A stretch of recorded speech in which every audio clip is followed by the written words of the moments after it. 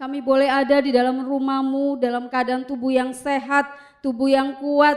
Kami mengucap syukur untuk perlindungan-Mu yang sempurna, untuk kasih setia, untuk segala kemurahan-Mu yang Tuhan berikan dalam hidup kami. Terima kasih, sungguh Engkau Allah yang layak kami puji, Allah yang layak kami tinggikan, yang layak kami muliakan. Terima kasih Bapa. Sucikan dan kuduskan seluruh hidup kami. Ampuni kami segala dosa kesalahan yang kami lakukan Tuhan. Dan biar Tuhan hari ini Engkau mengurapi setiap kami. Sehingga setiap pujian, penyembahan yang kami naikkan boleh berkenan dan menyenangkan hati-Mu Tuhan.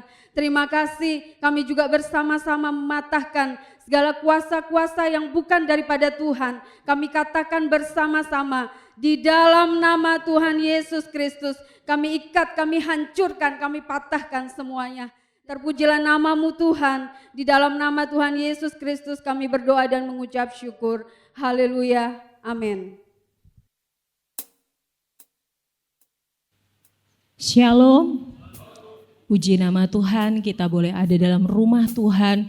Kita mau bersyukur buat setiap kebaikan-kebaikan Tuhan yang boleh kita alami dalam kehidupan kita. Mari kita sama-sama bangkit berdiri, kita memuji, menyembah Tuhan.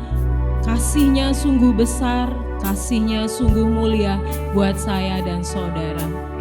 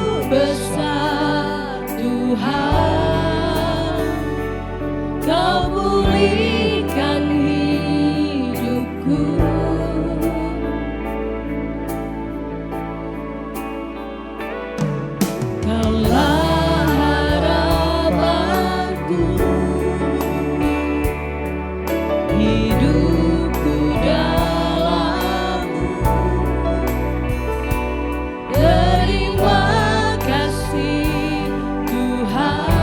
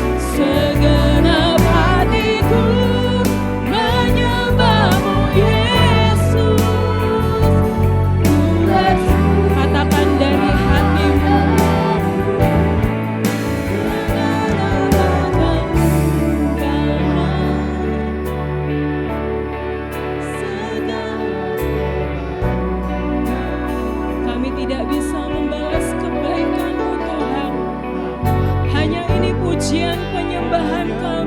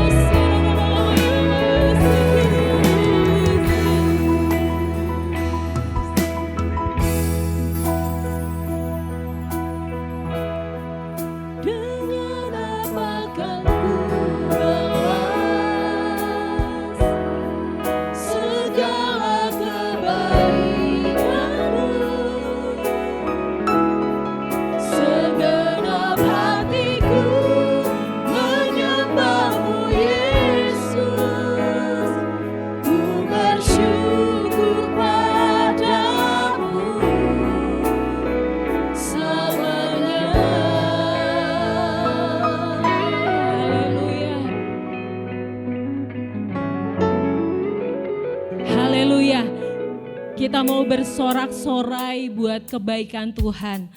Lagu kedua ini lagu baru, kita akan buat perjanjian. Kalau nanti ada kata-kata kanan, kiri, depan, kita mau ke kanan dan ke kiri dan ke depan dan bergoyang. Setuju? Katakan kanan kirimu, semangat memuji Tuhan. Dia sahabat sejati kita yang selalu ada buat saya dan saudara.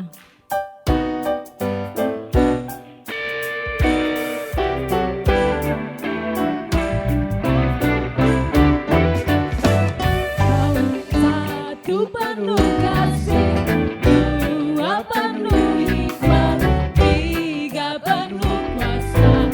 Kau mulia, kau ada waktu suka, ada waktu duka. Kau setia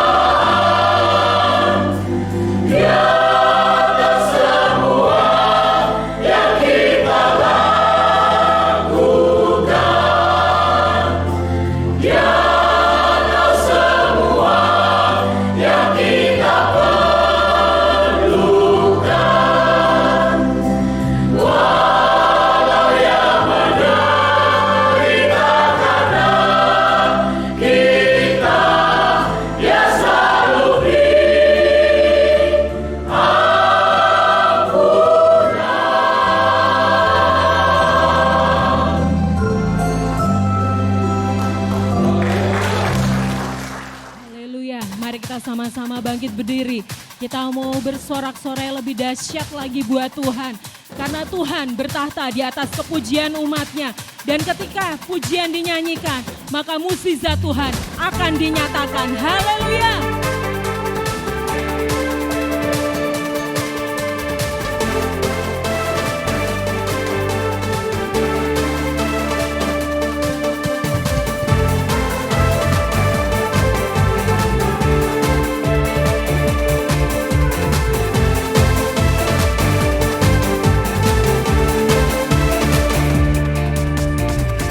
Pelukis cakrawala, merangkai jagat raya, pencipta alam semesta, pemilik kehidupan yang sanggup menyelamatkan, dialah jalan kebenaran. Kami rindukan kuasa lawanan, kebangkitan pasti terjadi. Oh, oh, oh, datanglah dan bertata, keluarkan perkuasa, saat hati bersatu, menaikkan pujian, Allahku dipatahkan, mukjizat dinyatakan. Great is our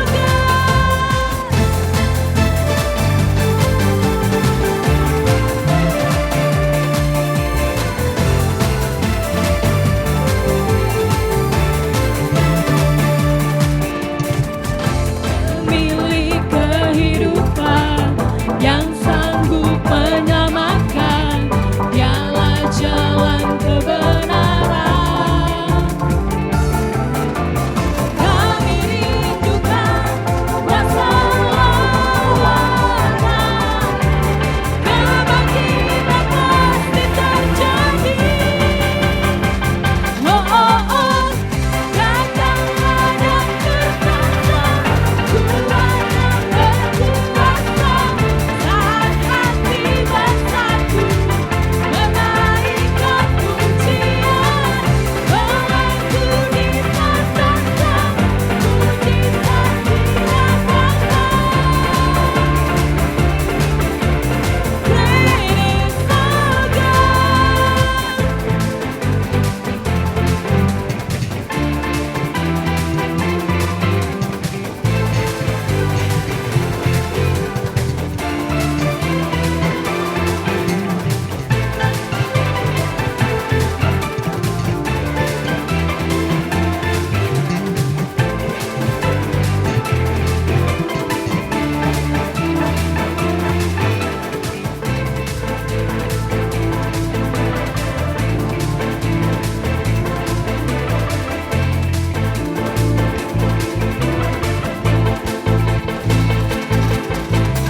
Kami rindukan kuasa lawanan, kebangkitan pasti terjadi. Oh, oh, oh, datanglah dan bertata, keluarkan perkuasa, saat hati bersatu, menaikkan pujian, Allahku dipatahkan, mukjizat dinyatakan.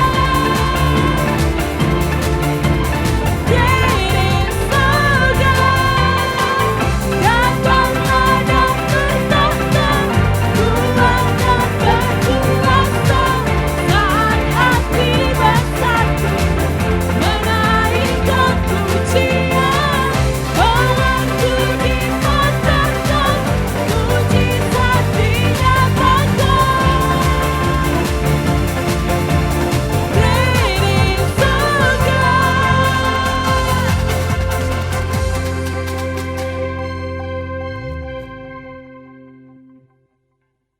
Haleluya. Biarlah setiap kita mengingat kasih Tuhan yang besar dalam hidup kita. Kita selalu ingat bahwa pengorbanan Tuhan yang terbesar adalah di atas kayu salib, menebus dosa saya dan saudara. Haleluya.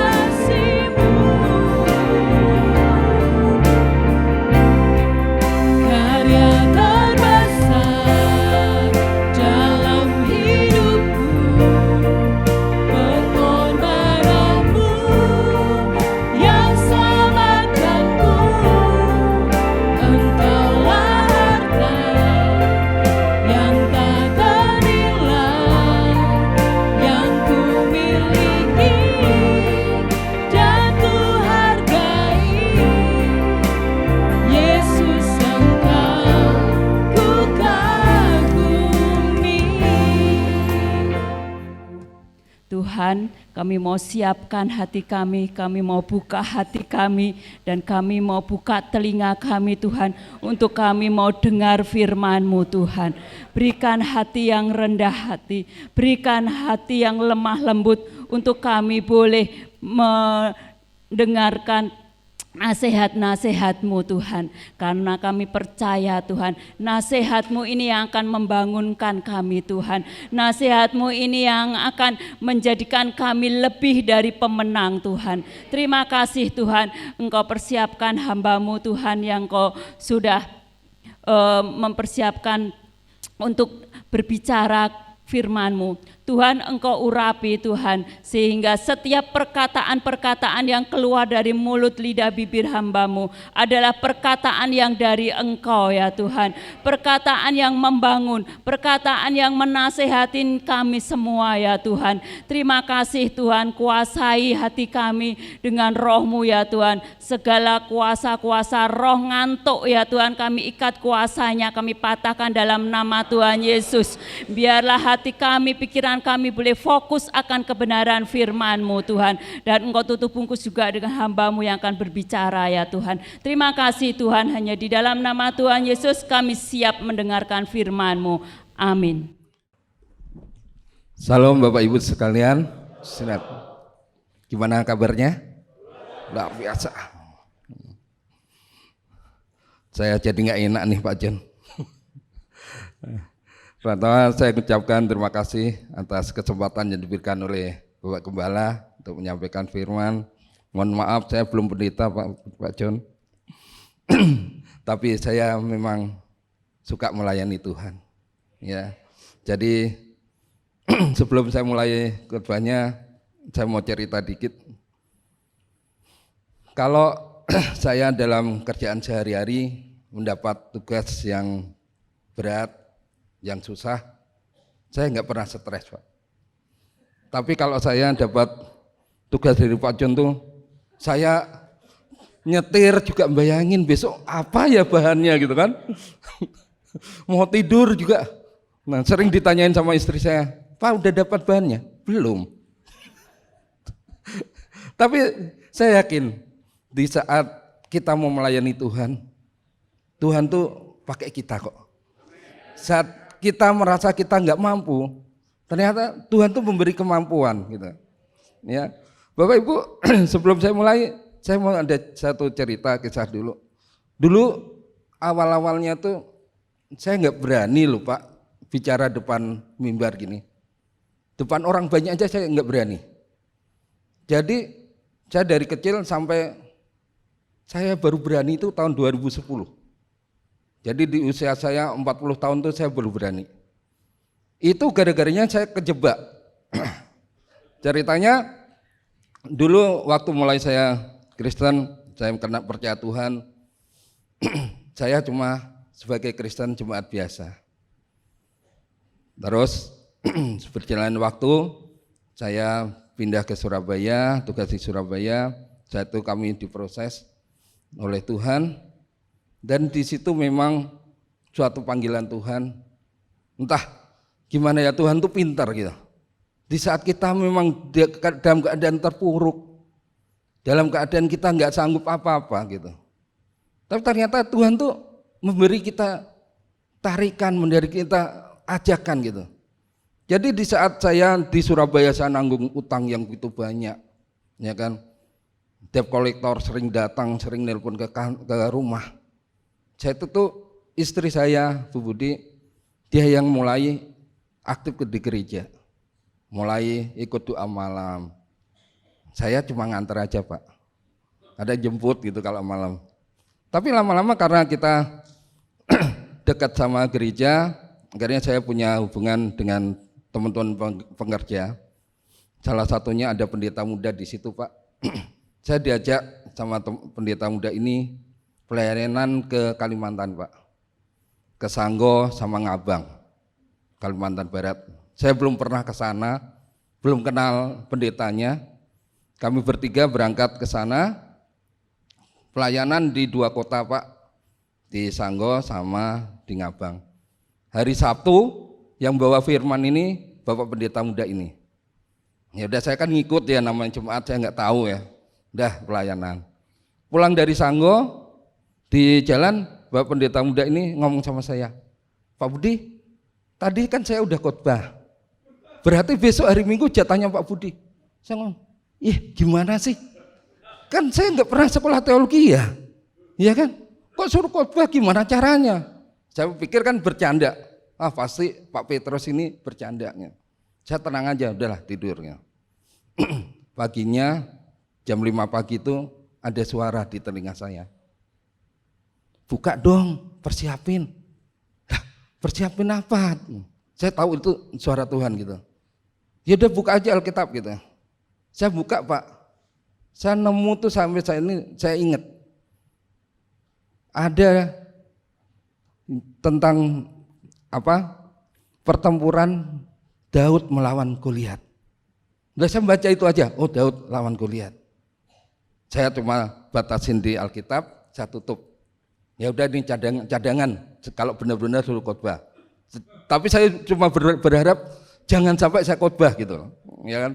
Karena saya tahu kalau saya di depan umum tuh pasti saya keringat dingin gitu, nggak bisa ngomong. Akhirnya kita ke gereja, kita puji-pujian. Setelah puji-pujian, pendeta setempat naik ke mimbar, Pak. Wah, saya dalam hati, yes, saya nggak jadi khotbah gitu kan. Ternyata enggak, dugaan saya salah.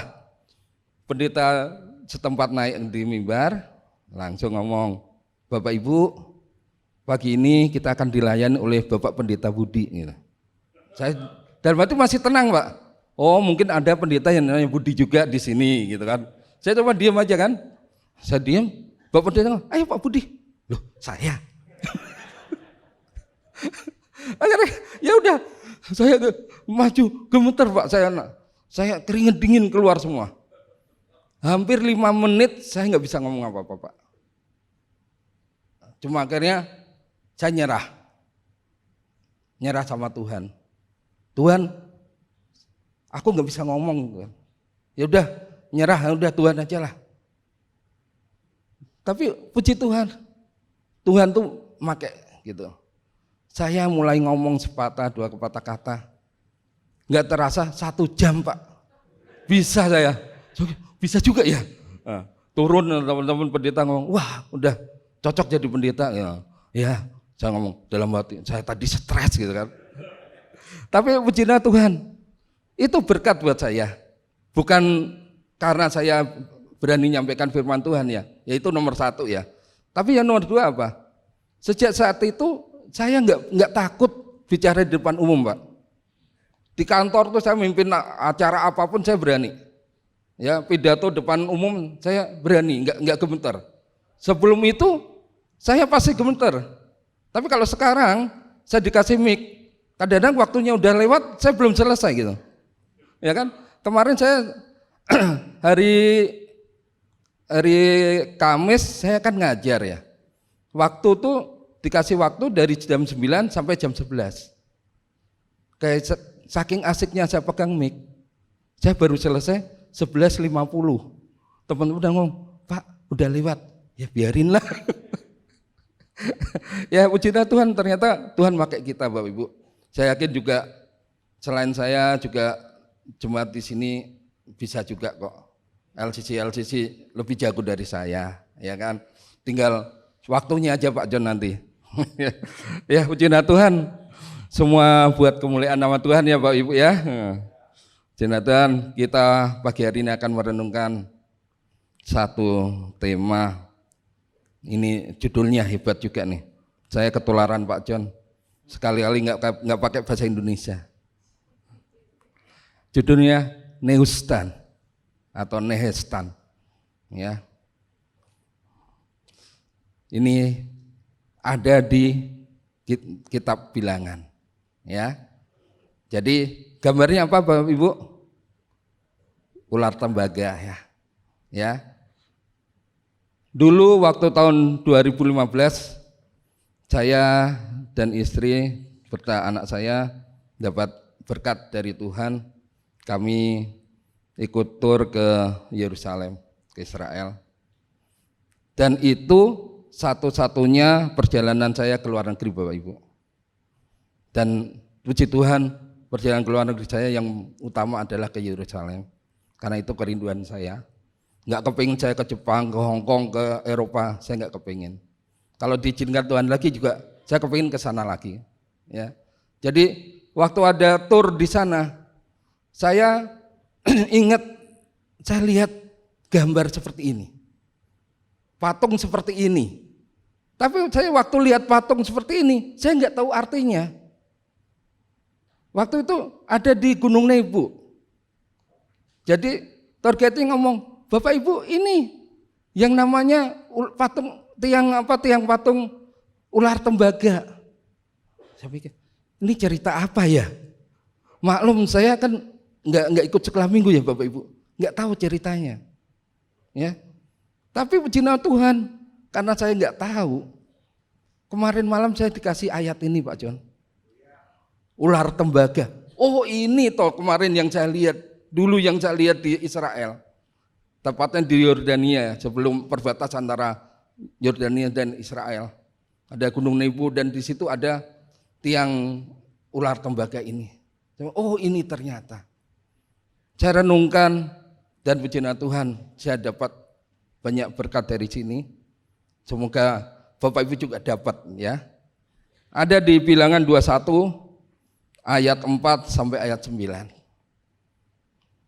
Nanti tampilkan, kita baca bergantian aja. Ya, kasihan Bu Rika kalau membaca sendirian, kita temenin aja. Saya yang genap, Bapak Ibu yang ganjil.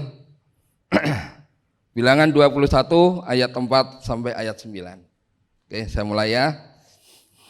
Setelah mereka berangkat dari Gunung Hor, berjalan ke arah Laut Teberau untuk mengelilingi tanah Edom, maka bangsa itu tidak dapat lagi menahan hati di tengah jalan. Lalu mereka berkata-kata melawan Allah dan Musa, "Mengapa kamu memimpin kami keluar dari Mesir, supaya kami mati di padang gurun ini? Sebab di sini tidak ada roti dan tidak ada air, dan akan makanan hambar ini kami telah muak." Lalu Tuhan menyuruh ular-ular tedung ke antara bangsa itu, yang memakut mereka, sehingga banyak dari orang Israel yang mati. Kemudian datanglah bangsa itu mendapatkan Musa dan berkata, "Kami telah berdosa, sebab kami berkata-kata melawan Tuhan dan engkau. Berdoalah kepada Tuhan, supaya dijauhkannya ular-ular ini daripada kami." Lalu Musa berdoa untuk bangsa itu. Maka berfirmanlah Tuhan kepada Musa, "Buatlah ular tedung dan taruhlah itu pada sebuah tiang. Maka setiap orang yang terpakut, jika ia melihatnya, akan tetap hidup." Lalu Musa membuat ular tembaga dan menaruhnya pada sebuah tiang. Maka jika seseorang dipagut ular dan ia memandang kepada ular tembaga itu, tetaplah ia hidup. Amin. Sina Tuhan. Bapak Ibu, ini adalah kisah bangsa Israel waktu mereka di perjalanan padang gurun. Ya. Tapi ini juga kisah tentang kita. Ya. Ini tentang kisah kehidupan kita. Kita akan renungkan betapa miripnya terkadang kita dengan bangsa Israel. Tapi puji Tuhan, walaupun nanti dari awal ceritanya nggak enak, tapi di finishnya adalah keselamatan dari Tuhan. Ya, demikian juga hidup kita. Mungkin kita hari ke hari mengalami persoalan, ya, mengalami ujian, mengalami penderitaan, mengalami nggak punya duit, mengalami ditagih utang, mengalami sakit nggak sembuh-sembuh. Tapi pagi hari ini kita kan lihat bahwa ada janji keselamatan di akhir hidup kita, ya. Dan itu yang akan menjadi semangat kita. Walaupun mungkin kita jatuh, walaupun mungkin kita tergeletak, tapi Tuhan bisa membangkitkan kita. Ya, kita lihat bangsa Israel. Bangsa Israel adalah bangsa yang tegar tengkuk, susah diomongin. Ya, mudah-mudahan kita juga nggak kayak gitu ya. Tapi kalau kayak gitu nggak apa-apa, asal kita bertobat. Ya, kita lihat dulu slide pertama. Ya, oh, ini saya harus nyalain dulu ya.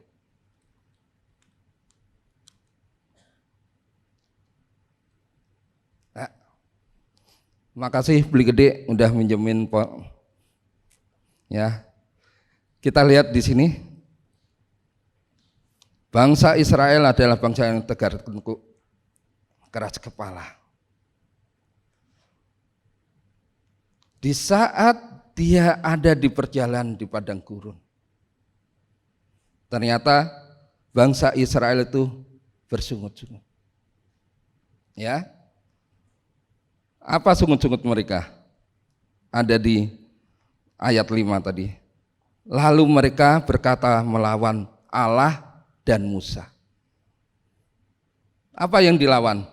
Pertama, mengapa kamu memimpin kami keluar dari Mesir? Bangsa Israel protes sama Tuhan, protes sama Musa. Mengapa sih kok kami bangsa Israel ini dibawa keluar dari Mesir? Ya. Kita lihat dulu.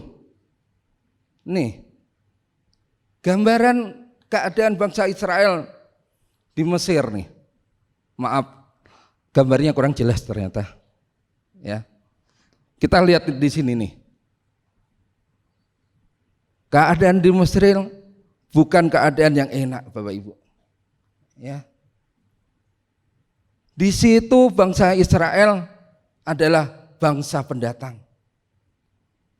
Apakah mereka orang Mesir? Bukan. Mereka datang karena kelaparan. Ya. Diajak Yusuf untuk tinggal di tanah Mesir. Mereka datang sebagai bangsa pendatang. Ternyata di sana bukan jadi warga negara nomor 1, tapi jadi budak. Jadi budak, mereka beranak pinak, jadi bangsa yang besar. Akhirnya orang Mesir takut sama orang Israel. Ini kok banyak banget sih orang Israel ini. Lama-lama mereka akan menguasai Mesir. Jangan sampai ini terjadi. Ayo diperbudak. Ya. Ini tenaga kerja yang banyak kita gunakan sebagai tenaga kerja. Ya, kita paksa dia untuk kerja rodi. Bangun piramid, bangun kota, suruh buat batu bata. Ya. Sudah gitu, kalau ada bayi laki-laki yang lahir dari orang Mesir, bunuh. Ya. Keadaannya nggak enak. Keadaan yang terbelenggu, keadaan yang tidak bebas. Tapi mengapa bangsa Israel memilih keadaan seperti ini? Di saat mereka ada di padang gurun, ternyata mereka yang ingatnya cuma yang kayak gini. Soalnya kalau kita jadi orang yang normal, kalau kita punya akal sehat, pilihannya salah kan? Keadaan kayak gini kok dipilih? Kecuali kalau mereka di Mesir itu, mereka jadi seperti Yusuf semua. Jadi orang nomor 2 setelah Fir'aun. Jadi bupati, jadi wali kota. Ya kan? Jadi pejabat semua. Itu pilihan yang enak. Tapi ini ternyata mereka memilih yang gak enak. Udah tertindas, jadi budak, ya.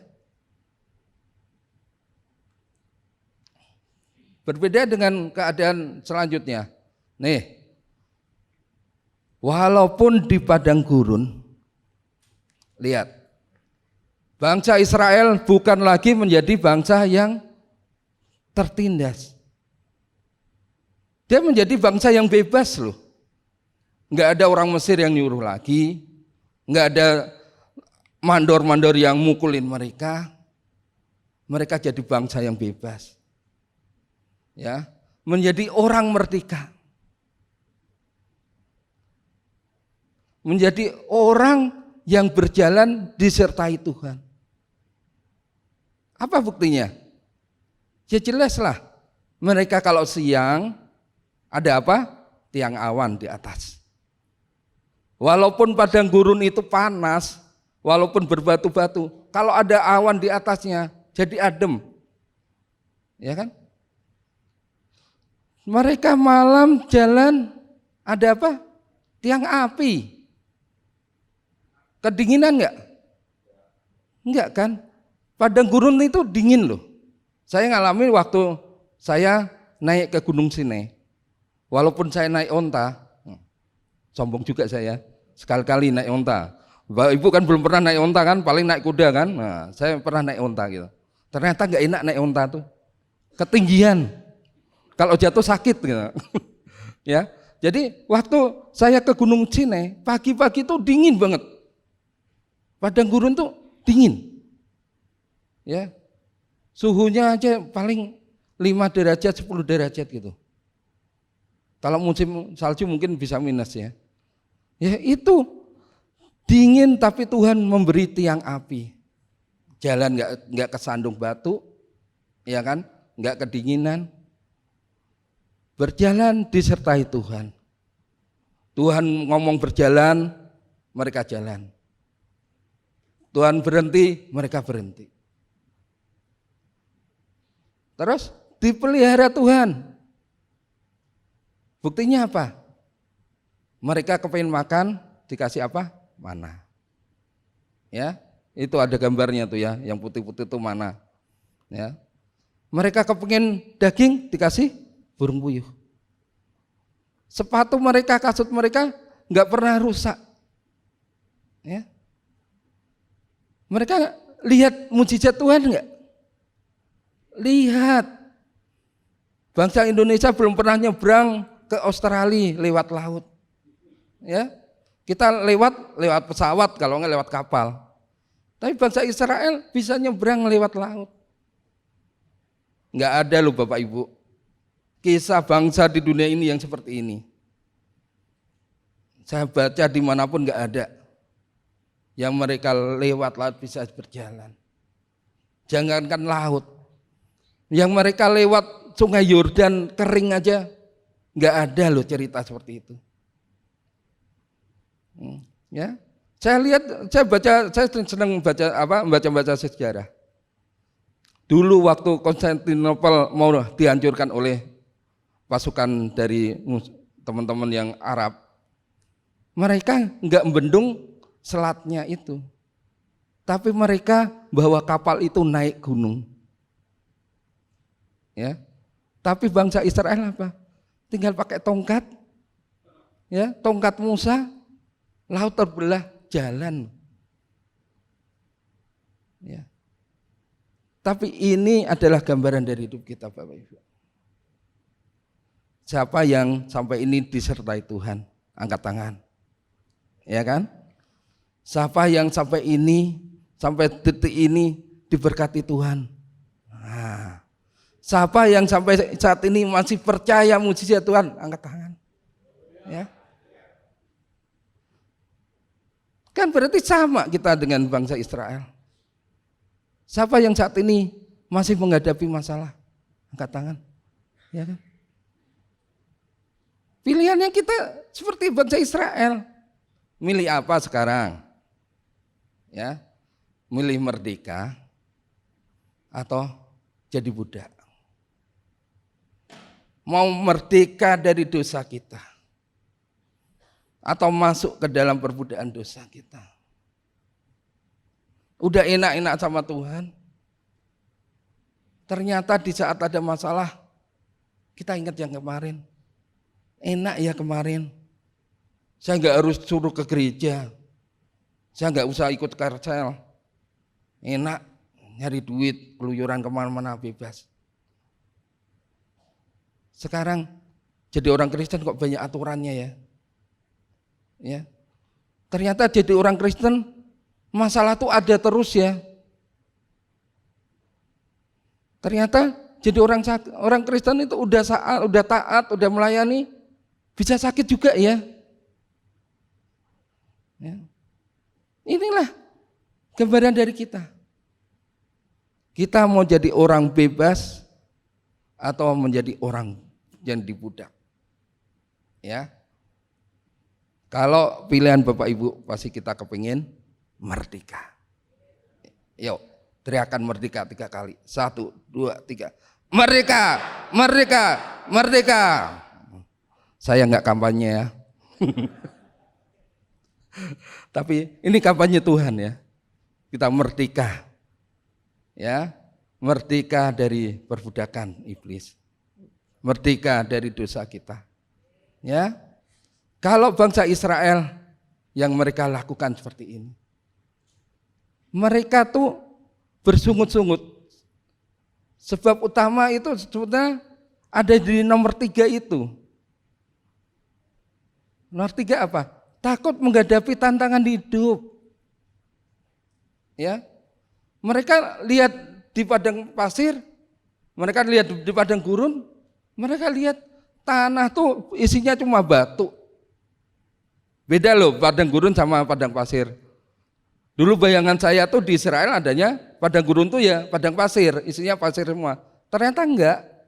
Padang gurun itu tanah berbatu-batu, isinya cuma semak-semak belukar Bapak Ibu. Tanahnya padat gitu. Kalau orang Jawa tuh, orang padat batu-batunya banyak tuh. Tumbuhannya jarang. Dan di situ memang enggak ada air. Karena yang bisa hidup cuma tumbuhan semak-semak belukar. Ya. Ini gambaran hidup kita Bapak Ibu. Di saat kita menghadapi tantangan hidup, kelihatannya kok susah ya. Nyari duit kok susah. Sakit udah berdoa berbulan-bulan enggak sembuh-sembuh. Sebetulnya tuh Tuhan tuh ada enggak sih? Ya. Apalagi kalau kita datang ke gereja, ada firman, kita berdoa pasti disembuhkan. Kita berdoa, kita percaya, rezeki pasti datang. Ternyata rezeki enggak datang-datang. Ya. Bayar utang enggak lunas-lunas. Tapi tenang Bapak Ibu, saya juga ngalamin dulu. 5 tahun saya punya utang, baru bisa ngelunasin. Saya berdoa enggak 5 tahun? Berdoa. Saya pelayanan enggak? Pelayanan. Saya perpuluhan enggak? Perpuluhan. Tapi baru 5 tahun saya diberi kebebasan. Ya. Bapak Ibu pasti bisa. Yang pertama, jangan takut dulu menghadapi tantangan itu. Karena di saat kita takut menghadapi tantangan hidup, ini yang lainnya ikut nih. Ya. Kita jadi orang yang tidak bisa bersyukur. Bersungut-sungut itu kelihatan cuma dosa yang sepele ya. Ya. Dia enggak bunuh loh, bangsa Israel enggak bunuh loh. Enggak berzinah loh. Ya. Tapi dia cuma bersungut-sungut aja. Tapi gara-gara bersungut-sungut, itu berujung dengan kematian. Ya. Dengan bersungut-sungut, kita enggak bersyukur. Udah punya motor, masih kepengen mobil. Ya. Udah dikasih mobil 1, masih kepengen 2. Ya. Tidak dapat menerima kenyataan yang ada. Bangsa Israel itu udah diberkati, udah disiapin makanan setiap hari. Enggak usah kerja pagi tinggal ngambil mana. Mereka bersyukur enggak dengan mana itu? Ternyata enggak. Awalnya mungkin bersyukur, tapi di saat mereka di padang gurun, lama-lama mereka jadi enggak bisa nerima. Kok makannya cuma mana aja ya? Kurang daging, enggak pernah lihat daging. Enggak pernah makan yang enak. Padahal itu makanan yang paling enak. Ya.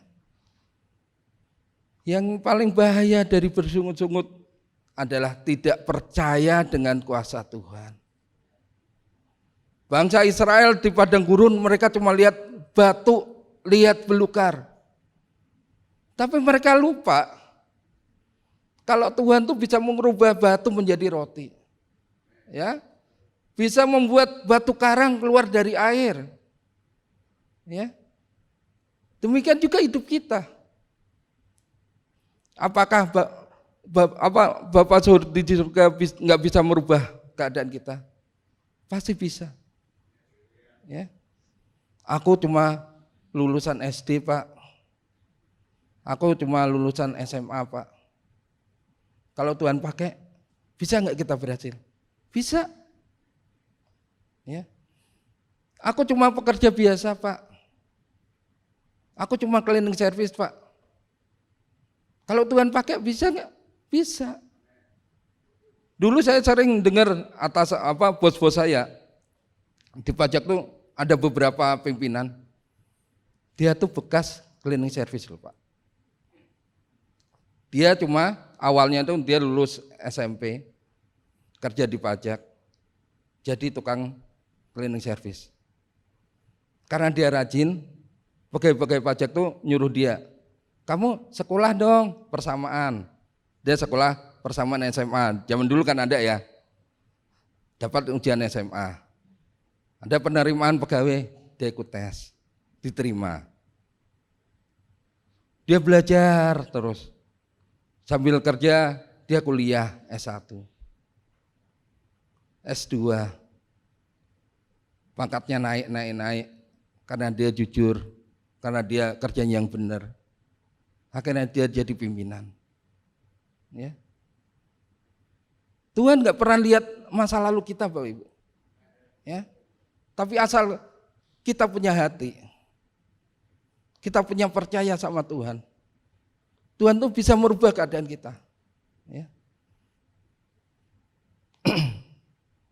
Besok saya bulan depan saya mungkin izin Pak John ada kegiatan reuni SMA di Semarang.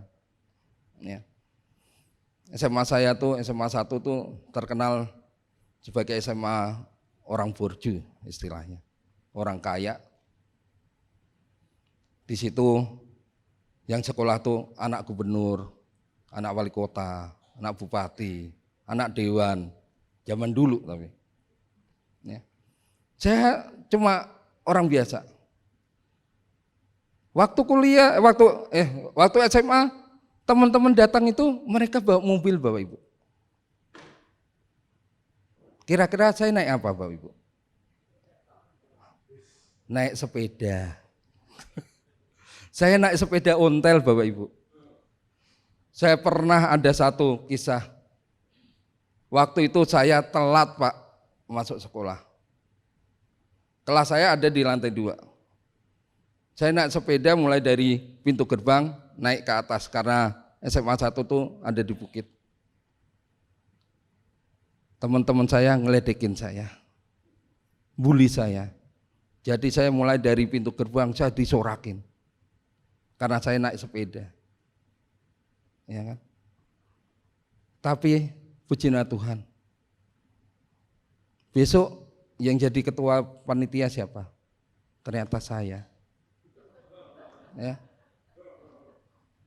Orang yang nggak mereka perhitungkan selama ini, mereka nyerah ke saya.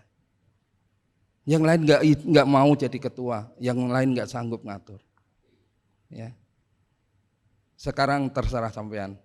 Oke, saya akan jalankan. Dulu saya nggak pernah dianggap sama teman-teman saya, tapi ternyata di saat kita setia, di saat kita punya Tuhan, Tuhan tuh bisa naikkan kita dengan caranya. Ya, saya nggak pernah minta kok jadi ketua. Teman-teman sendiri yang hubungin saya, tolong dong jadi ketua. Saya ngomong, loh saya tuh di Bali, acaranya di Semarang. Harusnya ketuanya di Semarang toh. Enggak, kami percaya yang di Bali. Ya. Itulah kalau Tuhan mau pakai kita, Tuhan tuh bisa merubah semuanya. Ya, kita semangat Bapak Ibu, adik-adik juga gitu yang masih muda. Nah, walaupun kita mungkin dari keluarga pas-pasan, jangan takut. Jadikan itu semangat, ya. Enggak usah kepingin kaya, enggak, jangan. Kalau cita-cita kita kaya, jangan. Cita-cita jadi orang sukses, orang yang berhasil. Karena orang berhasil tuh enggak perlu kaya gitu. Kekayaan tuh ngikut gitu, ya. Kalau kita kerja di pegawai negeri itu pangkat kita naik, gaji kita naik, tunjangan kita naik. Saya dulu nggak pernah mikir gimana saya bisa mencapai golongan 4. Ternyata sekarang saya udah 4B, ya. Nggak pernah berpikir saya. Saya mikir ya udahlah, yang penting saya kerja. Karena saya punya adik yang banyak, saya harus nyekolahin adik-adik saya. Tapi saya tuh ikutin aja. 4 tahun saya naik. Ya. Ya Bapak Ibu, inilah. Jadi bangsa Israel bersungut-sungut. Dia enggak pernah bersyukur. Dia enggak dapat menerima kenyataan yang ada. Dia takut menghadapi tantangan hidup dan dia tidak percaya kuasa Tuhan, ya.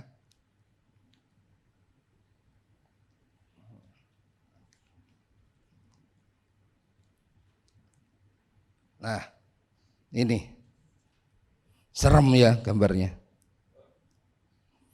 Gambarnya cuma hitam. Akibat dari bersungut-sungut ternyata murka Tuhan datang. Kematian datang.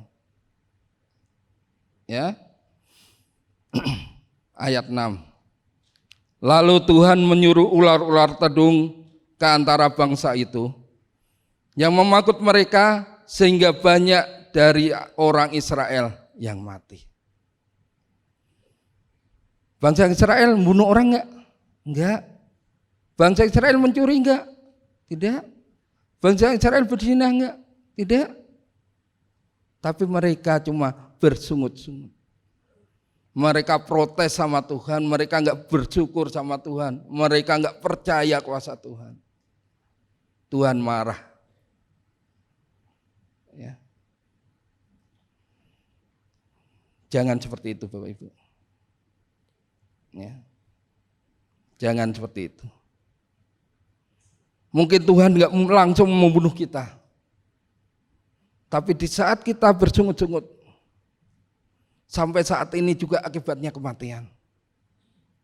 Bukan mati secara rohani, tapi mati secara iman. Mati pengharapan kita.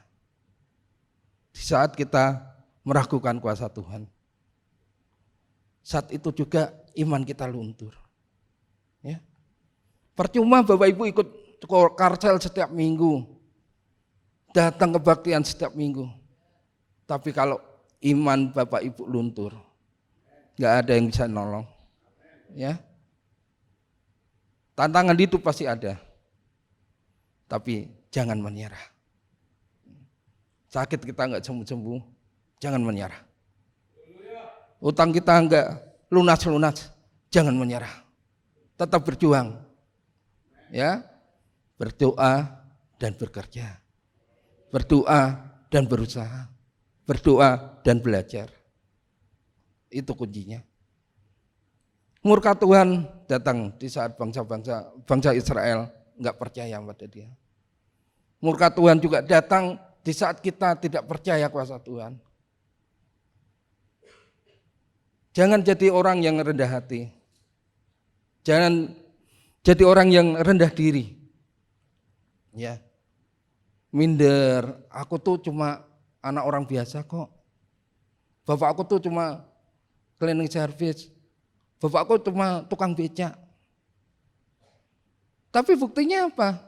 Kita lihat tuh kabar-kabar kemarin, ada wisuda terbaik, bapaknya tukang becak, ya kan? Banyak orang sukses yang orang tuanya orang biasa, tapi banyak orang-orang yang mengalami kehancuran hidup karena orang tuanya kaya raya.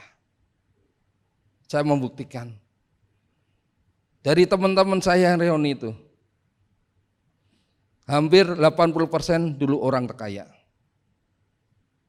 Tapi dari 80% itu, separuh lebih saat ini keadaannya susah. Karena apa? Mereka cuma mengandalkan kekayaan orang tuanya. Mereka dimanjakan, mereka nggak punya usaha, mereka nggak mau berjuang. Ya. Inilah Bapak Ibu, jangan ada murka Tuhan dalam hidup kita. Bangsa Israel bersungut-sungut pada Tuhan dan Tuhan memberi hukuman pada bangsa Israel. Tapi pujilah Tuhan, Allah kita adalah Allah yang pengampun, Allah yang pengasih, panjang sabar pada hidup kita. Ya. Bangsa Israel sudah bersungut-sungut, tapi enggak semua bangsa Israel dibunuh oleh Tuhan. Enggak semua bangsa Israel dipakut oleh ular tedung. Tapi Tuhan memberi kesempatan bertobat. Ya. Bangsa Israel datang kepada Musa. Bangsa Israel mengaku semua dosanya. Ya. Mereka minta Musa untuk berdoa bagi bangsa Israel. Setelah Musa berdoa dan memohon ampun pada Tuhan, Tuhan memberi pengampunan. Ya. Ayat 7. Kemudian datanglah bangsa itu mendapatkan Musa dan berkata, kami telah berdosa, sebab kami berkata-kata melawan Tuhan dan engkau. Berdoalah kepada Tuhan, supaya dijauhkannya ular-ular ini daripada kami. Lalu Musa berdoa untuk bangsa itu. Bapak Ibu, di saat kita berbuat dosa, apa yang paling susah? Yang paling susah adalah mengakui kesalahan kita, mengakui dosa kita.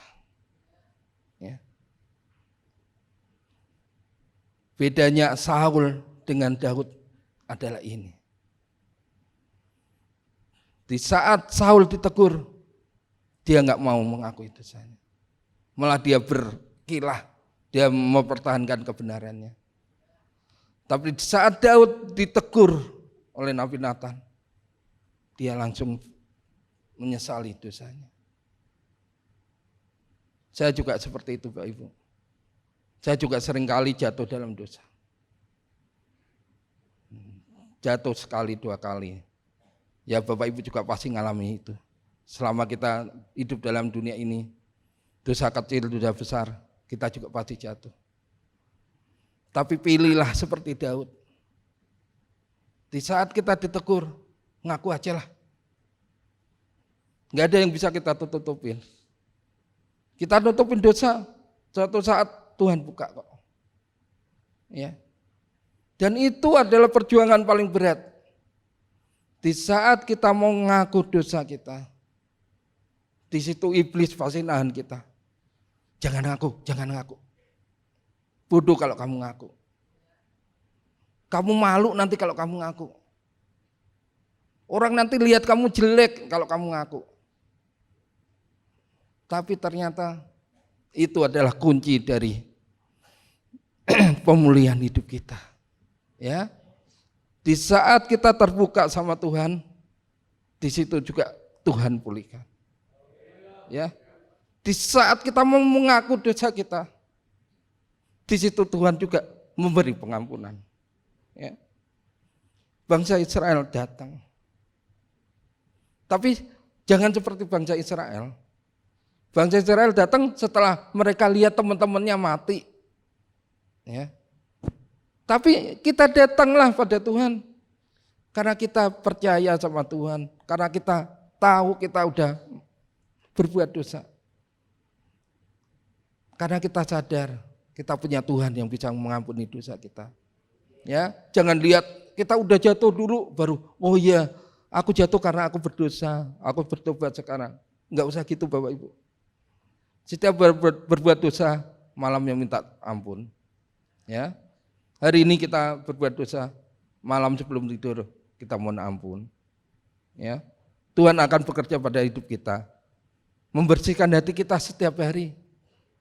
Daripada ditumpuk-tumpuk. Tumpuk-tumpuk tuh susah. Susahnya apa? Di saat ketahuan ngakunya lebih berat. Ya. Benar. Coba nanti kalau Bapak Ibu ngelakuin dosa ya. Ngakunya berat loh kalau dosa sudah tumpuk-tumpuk. Ya. Ini Bapak Ibu. Bertobat bangsa Israel.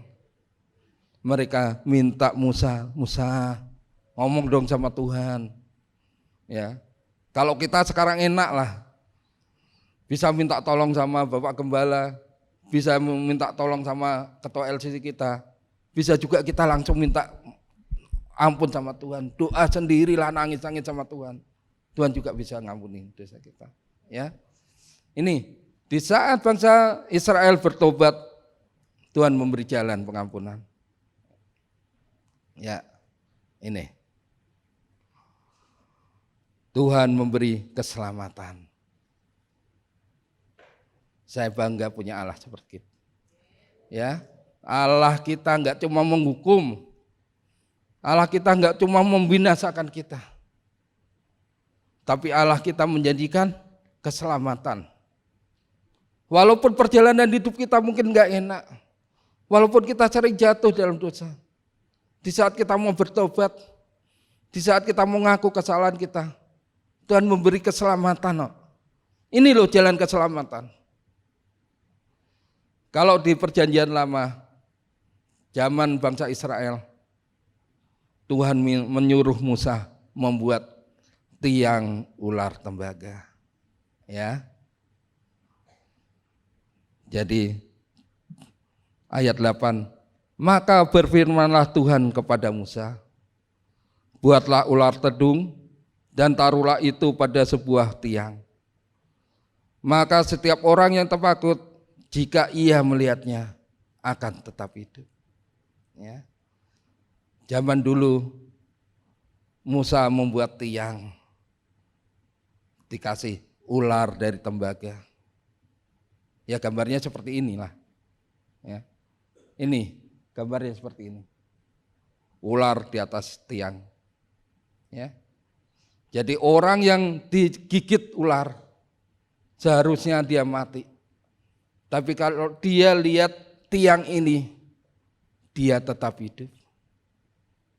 Ya. Tuhan enggak membunuh semua bangsa Israel. Di saat mereka mau bertobat, di saat mereka mengakui kesalahan mereka, Tuhan menyuruh Musa membuat tiang ini.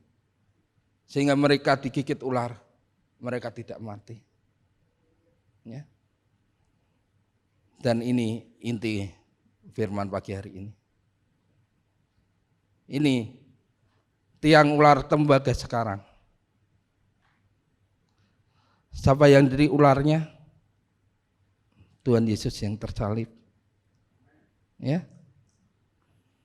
Gambaran ribuan tahun sebelumnya digenapi oleh Tuhan Yesus. Tiangnya apa? Tiangnya tiang salib di Golgota, Bapak Ibu. Kalau kemarin saya lihat di Gunung Nebo, saya lihat tiang ular tembaga. Sesampai saya di Golgota, saya lihat tiang salib Tuhan Yesus. Nanti kalau Bapak Ibu punya rezeki, mau ke luar negeri, saran saya ke Israel aja. Biar tahu kalau Alkitab kita itu benar. Ya. Apa yang ditulis di Alkitab ini semua ada. Saya membuktikan. Yang namanya Danau Tibero saya tahu. Danau Galilea saya tahu. Sungai Yordan saya tahu. Bukit Golgota saya lihat. Ya. Semua saya lihat. Ternyata yang ditulis ini bukan cerita. Bukan dongeng. Saya lihat. Bukit Zaitun saya lihat di sana. Ya. Dan inilah inti firman Tuhan pagi hari ini. Ribuan tahun kemudian Tuhan Yesus turun ke dunia. Dia berkorban buat kita. Kalau dulu ular tembaga yang tersalib di tiang itu. Tapi saat ini Tuhan Yesus yang tersalib. Terpaku buat kita. Sehingga barang siapa orang berdosa, jika ia melihat dan percaya akan salib Tuhan, dia percaya dan berpegang pada iman pada Tuhan, dia akan hidup. Ya, dia akan selamat. Kita baca yang terakhir dari Yohanes 3. Yuk baca bersama-sama. Yohanes 3 ayat 14 dan 15.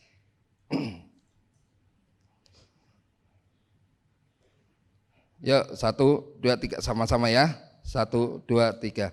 Dan sama seperti Musa meninggikan ular di padang gurun, demikian juga anak manusia harus ditinggikan, supaya setiap orang yang percaya kepadanya beroleh hidup yang kekal. Amin. Cina Tuhan. Inilah Bapak Ibu. Boleh kita jatuh. Tapi percayalah. Jangan bersungut-sungut. Percaya ada tiang salib. Ada pengorbanan Tuhan yang bisa menyelamatkan kita. Di saat kita punya utang banyak, percaya Tuhan masih bisa memberi rezeki pada kita. Ya. Di saat kita sakit nggak sembuh-sembuh, kita percaya darah Yesus masih bisa menyembuhkan kita. Ya. Di saat kita berdosa, kita juga mengaku di hadapan Tuhan. Tuhan, aku berdosa. Tuhan bisa memulihkan hidup kita. Karena Tuhan tersalib buat kita. Ya. Pujilah Tuhan. Kiranya kita bisa menjadi umat yang selalu percaya pada Tuhan. Karena kita akan memperoleh hidup yang kekal. Amin.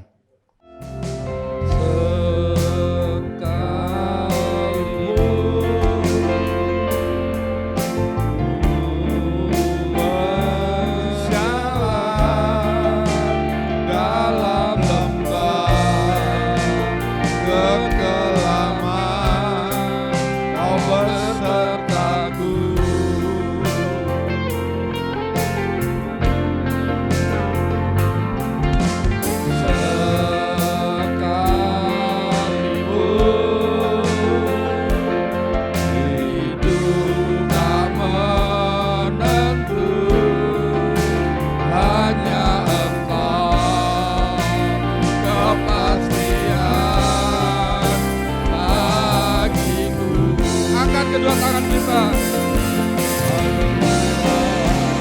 Tuhan yang bersama kami, berjalan bersama kami.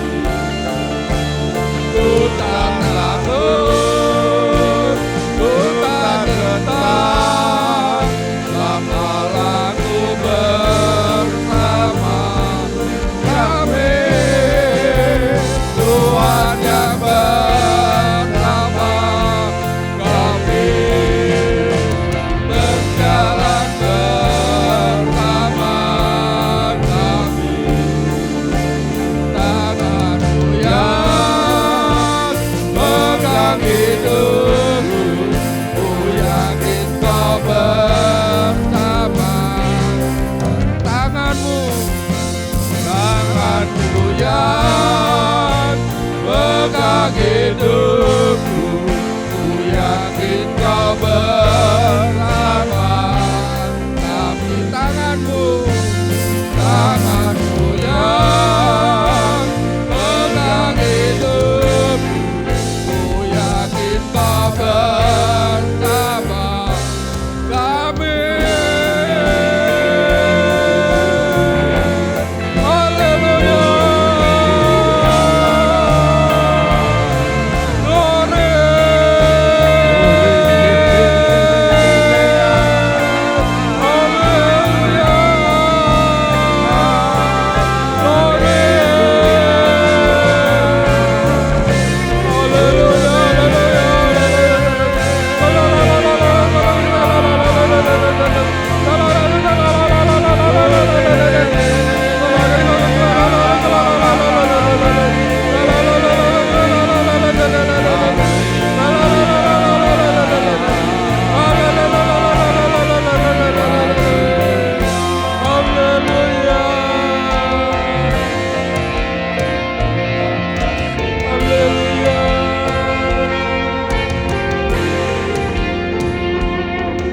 Haleluya Tuhan. Terima kasih Tuhan. Terima kasih Tuhan. Kami bangga punya Allah seperti Engkau Tuhan. Allah yang mengerti hati kami Tuhan. Allah yang mengerti hidup kami Tuhan. Terima kasih atas firman pagi hari ini Tuhan. Kau kembali menegur kami Tuhan. Jangan biarkan kami seperti bangsa Israel yang telah menerima kasih Engkau, menerima anugerah dari Engkau, tapi bersungut-sungut di hadapan-Mu Tuhan. Ampuni kami Tuhan. Ampuni kalau kami banyak dosa di hadapan-Mu. Ampuni segala sungut-sungut kami. Ampuni ketidakpercayaan kami Tuhan. Pagi hari ini kami ingin seperti bangsa Israel, berdiri di tatah-Mu Tuhan, memohon ampun di hadapan-Mu Tuhan. Ampuni kami Tuhan. Ampuni segala dosa kami Tuhan. Ampuni segala kelemahan kami Tuhan.